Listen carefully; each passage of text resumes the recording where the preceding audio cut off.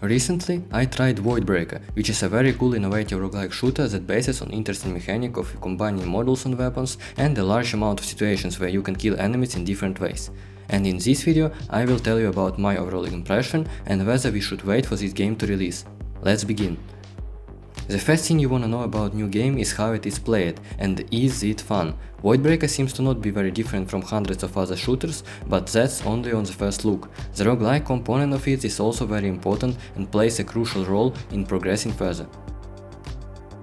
The game starts with a quick tutorial where the player learns basic movement, how to shoot, the kinetic energy of a player, how to dash and throw grenades.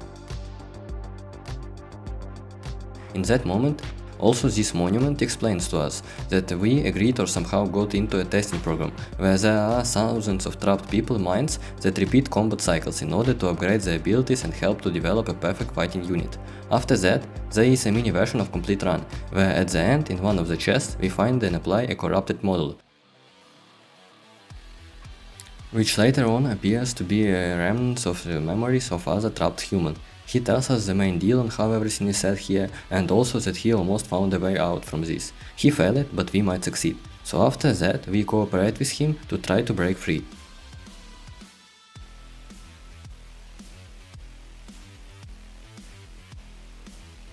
On that moment, the tutorial ends and we are dropped onto our station, where our future tests will occur.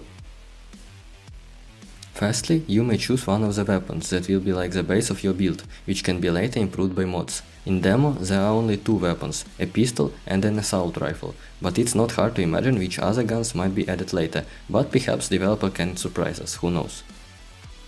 The other question is whether will it be balanced, since each weapon has own strong sides. So far it's quite good, but on my opinion in early game the rifles feels much more comfortable, cause of not big loss of damage if the player misses few bullets, while pistol has little magazine and such mistakes can be crucial in some cases. Another good reason to play different weapons would be if there is a certain progress connected to them. Maybe some unlocks of new content with connected challenges or even further modifications and generated special rooms for future runs.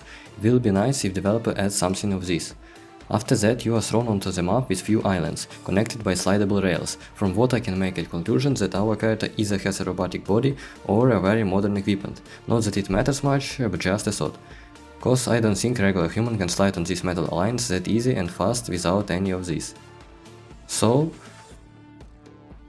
the islands are filled with random events that are usually shown on the map. There are simple encounters, elites, additional challenges with rewards, shops and random event rooms. Besides that, there might be other hidden content or locations like a note from other test subjects or little something for your run.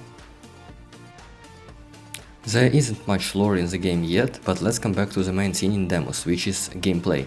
There are a few abandoned buildings in arenas that can be completely destroyed by both grenades or thrown objects. After killing all enemies you receive a chest, with few modifications to choose from. These modifications can be installed on your weapon slots and usually divide on few types. Most of them give new unique effects to your weapon, some of them change shooting mode, add aim sights or completely change the bullets, but some of them also modify your grenades, have gravity works or scale with interesting mechanics, like the more mouse sensitivity you have, the more damage you do, which is clearly something you can't find in every game.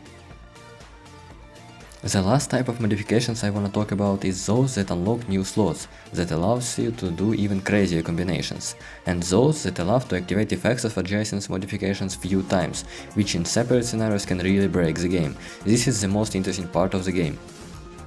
In other parts, it is similar to other with all these conditions for additional rewards, clear all enemies to move on, types of enemies and necessary boss at the end of a chapter. Right now there is only one boss and I wouldn't say that he is very unique. With right build, it's not hard to one-shot him.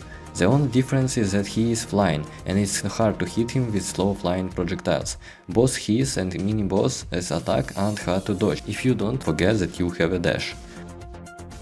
And of course there is meta progressions. Seems like after Hades and Vampire Survivors, a lot of developers put that in almost every game. Here it is one of the most cruel ones, with additional health, slots for modifications, bonus loot at the start and lesser cooldown for dash. So without these buffs it would be much harder to progress further. Another thing that lengthens the required time to beat it. A really good roguelikes don't need that if it's fun to play them and simply stay in the game. Also, to unlock new stuff you also need meta progression currency, so you need to grind it even more. Oof. So, if you don't focus on that, the game is quite good. All the combos and modifications feel interesting to experiment around, the encounters feel very dynamic.